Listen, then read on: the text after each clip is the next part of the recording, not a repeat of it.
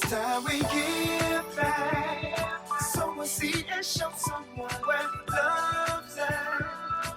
Even if you don't give a dime, give your heart and share your time. Help somebody else in life. Give back. Let's give back. Welcome to this episode of Ignite, Empower, Transform, where we showcase urban superheroes here in the Bronx and around the world. My name is Hosea James Givan II, and I am your host. We are in the midst of a crisis, the pandemic that has impacted this country, the coronavirus. On today's show, we will feature guests that will inform our community on the best ways to handle this tragic and horrific situation we're going through right now.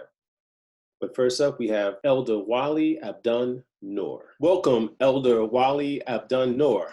Let me share with the audience a little bit about this very special guest we have for this very special moment. Elder Wali is the president of the Citizens Response Network. He's also the Bronx Community Board 3 Emergency Response Team member. He's also an advisor to the Harlem Emergency Network. And most importantly for this show, he's an organizer for the South Bronx Emergency Network. Once again, thank you and welcome. We need you to share with us what's going on right now on the ground. And then before we get into that, Elder Wali is someone who I look to for advice and counsel. I work on the street right next to him as a school counselor, and he has been a valuable resource in terms of information and just sharing important historical background about the community and giving advice when needed. So he is someone that I trust. He is a person that is knowledgeable and someone that truly cares about the community and his people. Elder, what are we into right now? What's going on, brother? Well, this is probably the biggest disaster that we have seen in our time.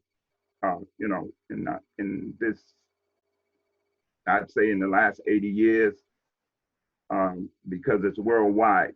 Yes. And this is something that actually no one was really prepared for. But worse than that, most people weren't prepared for anything. And so by getting hit with something this big, it is really throwing everyone off. And when I say everyone, I'm talking about the leaders of countries, the leader of this country, the governors, the mayors, the people, everybody is in trouble right at this point. Yeah. So the purpose of this particular program is to make the community more aware of some of the leadership that's out there that's dealing with crisis management within our community. And there are different levels of organizations, and we're going to have different people speaking, people that you have relationships with, about their roles in their organizations. But if you can just, starting out just to give the community a sense of what is community emergency disaster preparedness? Community disaster preparedness is basically the community stepping in to help the existing emergency management that governments provide. Scholars have gone around the world to check out what was the best tool, what was the best scenario to come back from a disaster, to recover from a disaster.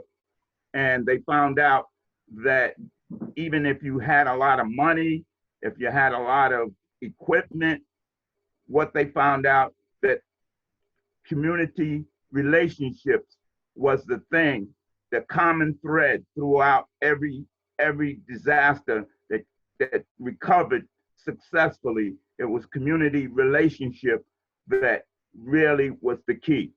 And they compared this with common factors like common money, common support, common incidents. And it always came out that the community relations, community working together was the key factor for a successful recovery. So we have learned this, and now we're trying to implement this situation. See, the great challenge right now, and we've had this conversation so many times, is that we lack the level of community organizers on the grassroots level. If you compare 30, 40, 50 years ago, we don't have the same level of leadership on a block to block basis. So it seems like in this type of crisis, that makes it even more challenging because we don't have those types of people in place today. Your thoughts? I think we have these types of people, but they are not as popular as they were back in the day because there was a lot of support for community and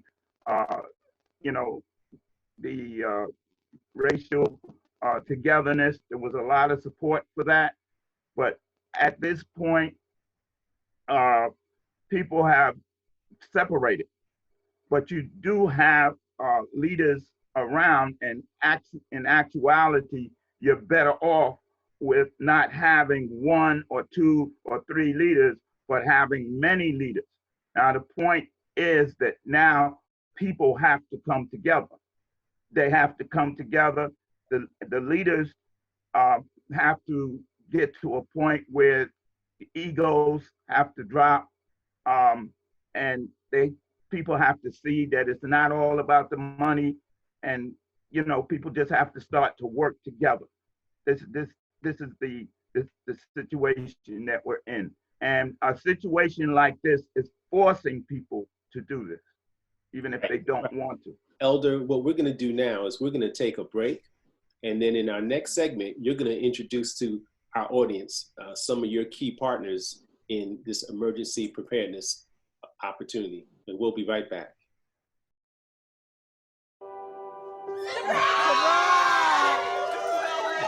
I see the future is really bright for me. The high school diploma is just added to the confidence, and now I feel unstoppable. Find free adult education classes near you at finishyourdiploma.org. Welcome back to this segment of Ignite, Empower, Transform, where we showcase urban superheroes. And we have some tremendous superheroes on the ground working daily to help to make this coronavirus less impactful for our community. We have Bob Ponce, Carol Johnson, and of course, Elder Wali Noor. Thank you again for joining us. Elder, you want to introduce your people? Yes. First, we have Carol Johnson. Carol Johnson, I call her Miss Preparedness. She really is like a superwoman as far as going to events, as far as going to presentations, and especially as far as going to activations. She's just a person on the ground. And what really makes her outstanding is that she's in a wheelchair doing all of this. Wow. And she's very knowledgeable in emergency management and preparation. And she's just really, I call her a super. That's quite an introduction. That's quite an introduction. And next we have? And then we have Bob Ponce. Bob Ponce is a very studious, and he focuses very, very, very well. Very, very well. And so he has he's into the details. Yes, he's into the details. That's what's up. And he comes into emergency preparedness, I guess about 7 or 8 years ago, and just came as looking at it as a, what's this all about? And he has excelled in it tremendously, and I came because I got the call from Brother Elder Wali Abdun-Noor. That's why I came. And how can you say no, right? You can't say no. You can't say no. But he's really a very important person in our network. He really thinks on the go. That's one of my problems. I can't think when the thing gets you have to have the plan in place before it happens. I get it. But a lot of people like that. He can pick it up and run with it, right as it's happening. That's fantastic. So welcome both of you, Bob and Carol. And we're gonna delve into this segment. We're gonna talk more about the health aspect of what we're dealing with in terms of the coronavirus. There are some concerns about how people can coexist with family members that may have contracted the virus, and what types of prevention that we can possibly put in place to help minimize exposure. Carol, you want to address that? Okay, thank you, Brother Hosea. We're grateful to be here. So I live in East Harlem, and we have a lot of families that are coexisting. I just got word that there's 12 people in the household, and most of them are ill. So we put together a few tips. It's mandatory that in the event that that person cannot get out of bed, or those people can't get out of bed, somebody's got to be designated in order to help them. It's in that situation, it's the least sick that has to help the sicker ones. And so a lot of people don't have PPE. So we're talking about grab anything, wrap it around your face. You have to try to isolate those people. For those that may not know that acronym, what does PPE stand for? Personal preparedness equipment. Right. So they may not have it. They may not have masks. Right. So that means grab anything, throw it around your face. But it's difficult to isolate a lot of people, but you have to try to get all of the sickest people in one area. You have to remember to sterilize and clean everything down. The two of the least sickest would have to deal with those people. They have to cover themselves up, put anything, winter gloves, whatever on your hands for the least amount of exposure. It's going to be a lot, because once you go in that area, you have to sterilize your clothing now. You have to wash your clothes. You have to constantly clean down everything. The people that's going to be dealing in food service, those are the only ones that should go into the food areas. When you take food to those people that are the sickest, take a lot of stuff, more than one meal, water, tea, juice, fruits, snacks, so that you can bar yourself from going into that area the least amount of times as possible. Right. You have to constantly clean behind people. Every time you go in the bathroom, unfortunately, you're gonna have to sterilize your knobs, your toilet handle, the sink, everything. You have to establish certain utensils that only those people are using. Everyone would have to establish, this is my plate, my fork, my spoon, and I'm the only one that's using it. The same people that's going in to do the food service, those are the ones that have to make sure that those plates are clean and return to the area to those people. The saddest part about it is that you have so many families that it's like so many people. It's easier if you have maybe one person who's showing symptoms. You have that person, you can isolate them to a room. Okay. And then the rest of them have to stay in a central common area. Okay. Those are all critical. That's important information, critical steps that our community will need to take.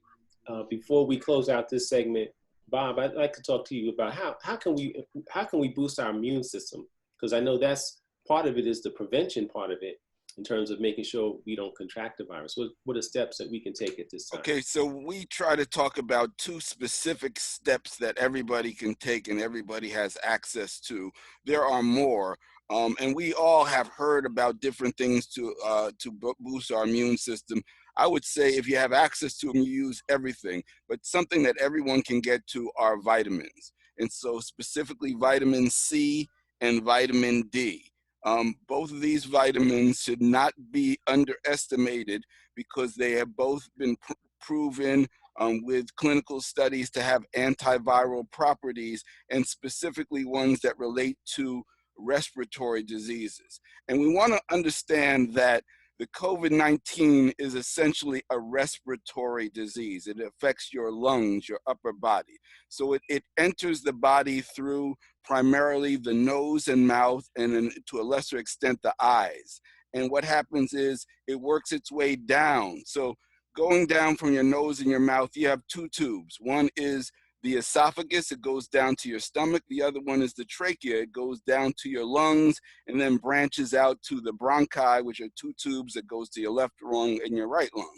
So when the virus goes down your esophagus, so if you're drinking a lot of warm water and liquids, it takes it down to the stomach, which is a safe place because the stomach has acid and it burns it and the virus dies. If it gets into your trachea and works its way to your lungs, that's where you start to have the problems. That's where the virus starts to get into cells and replicate and proliferate. And sooner or later, it causes problems with your breathing. And if you get to the point where you have what they call acute respiratory distress syndrome, that's the point where you have to call 911 because you're going to need help breathing with a ventilator, and you need that in the hospital.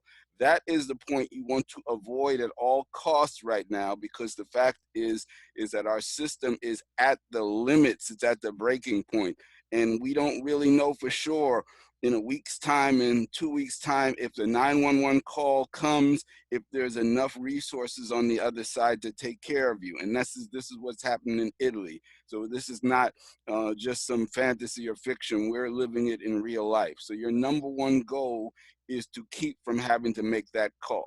Right. Vitamin C and vitamin D both provide protection. It's basically like sending resources to the front line of your body to help it fight against the infection. Your body is the only thing that actually can help you beat the infection. Everything else is just something to get you to the point where your body comes and does it, whether it's Right. a vaccine, whether it's antiviral, or whether it's vitamins. Right. And so what you want to do, so your two vitamins, let's talk about the differences between them. Vitamin D is a vitamin that our body actually can make directly from sunlight. So that is an important thing to know if you got access to nothing else, if you have access to the sun. So even if you're staying in place, if you got one room where the sun comes in, make sure you sit in that. Even if it's only in there from 8 to 9:30 in the morning, sit your butt by the window and get that sun, because it's free vitamin D straight from the sun. You should know that Black people, people of color, we do absorb vitamin D less than other people. So it's very important that we supplement that with D that we can get either from store-bought supplements, or we can get it from food. You can find it in mushrooms, you can find it in fish. There are a variety of different other foods. If you want to Google vitamin D foods, you'll find a list of different things that you can eat that you may already have in your household that will improve your vitamin D. You don't need a lot of vitamin D, but you need it in your system. Vitamin C is a different type of vitamin in that our bodies don't make it, but it's water soluble. And so what that means is that however much we take, your body either uses it, and whatever it doesn't use, it goes to your kidneys, and then it comes out in your urine. So you have no real issue about overdosing in vitamin C. And the reason why this is important is that if your body is in a state of really attacking the virus, and that you'll know that because this is where you have the symptoms. If you're having a fever, if you're having a productive cough and a lot of mucus, that means your body is in the middle of the battle. You want to up your intake of vitamin C as much as possible. And so that means if you have supplements like here's some 1,000 milligram supplements. And again, what we're saying, none of this, we're not giving medical advice to anyone, but we're telling you what we would do if we were in your situation. So you can take that information, you've got to factor it for yourself. But for myself, I take 2,000 milligrams of this a day. If I had a fever, I would bump this up to 6,000, 7,000, or even as much as 1,000 milligrams an hour a day, because your system can take it, it can handle it, and it's literally like sending resources to the front line. And so these are two very, very useful tools if you are in the midst of the fight. There are other supplements that are good as well, but we talk about vitamin C and D because we have so many elders. And let's face it, I've got one here called selenium. Now, my mom, if I try to tell my mom about selenium, I'm going to have a long conversation. I don't know about it. Right. I got to hear. But she's not familiar with it. Right. But she's familiar with vitamin C because she Yes. told me about it when we were Exactly. kids. Exactly. So this is something that if we're talking to our elders, especially parents and elder aunts and uncles, we just turn it back around and look, you told me to take it, 20, 30, 40, 50 years ago. Now you got to take it. Okay. There's another one called NAC that's also very good. So we're going to have to wrap up this segment and take a station break. I want to thank Bob, Carol, and Elder Wali for joining us for this particular segment. Thank you for having us. Thank you so much. This year, patriotism shouldn't just be about pride of country. It should be about love. Remember that to love America is to love all Americans, because love has no labels. Welcome back to this final segment of Ignite, Empower, Transform. We have had some very, very informative leaders that have shared with us critical information about how we prepare in a crisis like the one we're in today. We have one last guest. I'm going to allow Mr. Wali Abdun-Noor introduce our next guest. Yes, this is Amjad Mujaahid. We were talking about doing community emergency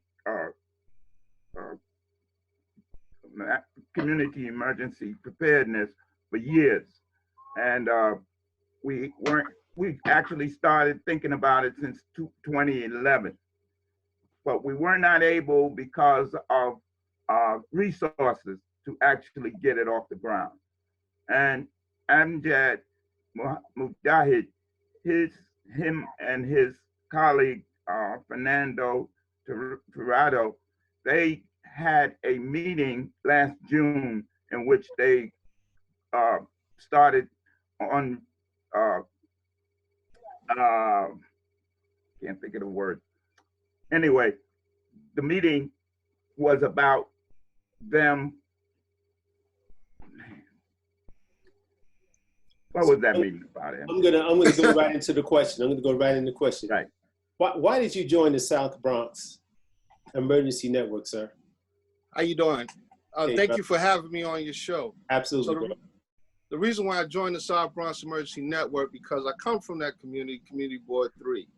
And for years, as Mr. Wali had mentioned, we talked about how we can work together to make the community more resilient to, dealing with man-made or natural disasters in the community. So the ideas that we kicked around and brainstormed, we got to the point where we had a window of opportunity to really launch this thing and make it real. And so the passion that Mr. Wali had and the work that he's done over the years, I was incumbent upon to assist him in any way possible to make this a reality so that we can improve the quality of life of our community. And the South Bronx Emergency Network, one of its goals is, one, to help to educate the community and develop new skill sets on how to be prepared for yourself, your community, and the general population in the community as well as for organizations. So this is not just for individuals, it's also for community organizations such as relationships, so that when a situation hits the community, we can respond and pull in those valuable resources that everybody has so that we can start to rebuild or come back and help people to heal or recover. So that's what made me to, the desire to join. And I come from that community where years ago, we used to, back in the 70s and 80s, when there was abandoned buildings, we cleaned off the lots and created community gardens. And we fed the community when people were hungry and in need. No one had to go without. We had that connection. That connection has been missing for quite some time. So this, I felt, is an opportunity for us to bring back that community spirit which is desperately needed No to question. to fight back against, these type of emergencies. Yes, yes. So I think we are in a good position to kind of take things to the next level. I think that we are responding to the crisis. We are blessed for Elder Wali's commitment to this type of effort. As you mentioned, this is his passion. He's a visionary, so he understood its value, and I'm glad I'm in a position to kind of be of assistance to help get this information out to the community. So I'm hoping to be at least an honorary member and at some point an official member. Well, consider yourself an official member. You being deputized because you provide a valuable service with the multimedia platform to help us to get the message out, to educate the community. That's a vital service that you're providing, and we thank you for this opportunity. I appreciate that, and I consider myself a blessed deputy. All right. Can I inject something at this point? Just as an example of where the community came in. Just an hour ago, Assemblyman Blake got together with the organization before, which Clyde Thompson is in charge of, and they have been giving out meals. They're up to 15,000 meals. So that's something that you could see the community can do. That's Absolutely. an example. Absolutely. I'm very, as you know, I have a very close relationship with Assemblyman Blake, and I'm very impressed and proud that he has stepped up to help orchestrate that effort. So we have to continue to champion these types of causes and recognize that leadership is there, as you said, Elder Wali. It's about us coming together to make this thing work even more effectively. And I want to thank Elder Wali, Amjad, and Carolyn for joining us for this segment of Ignite, Empower, Transform. And we will have you back. Thank you for having us.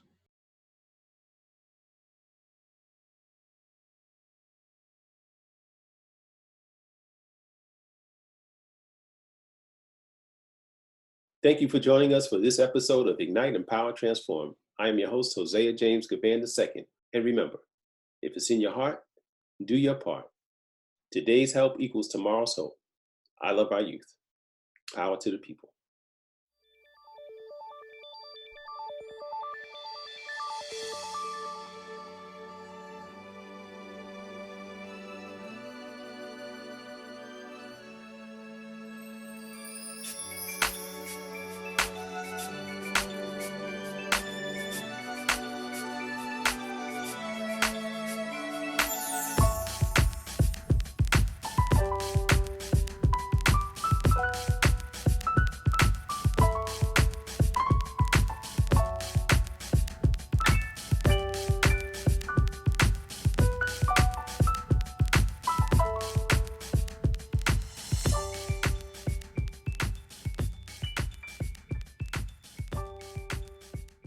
Lift every voice and sing. Michael Blake was responsible for the grassroots efforts with electing our country's first African-American president, Barack Obama. Currently, he is an assemblyman in the 79th District in the Bronx and is the vice chair for the Democratic National Committee. He is also my godfather.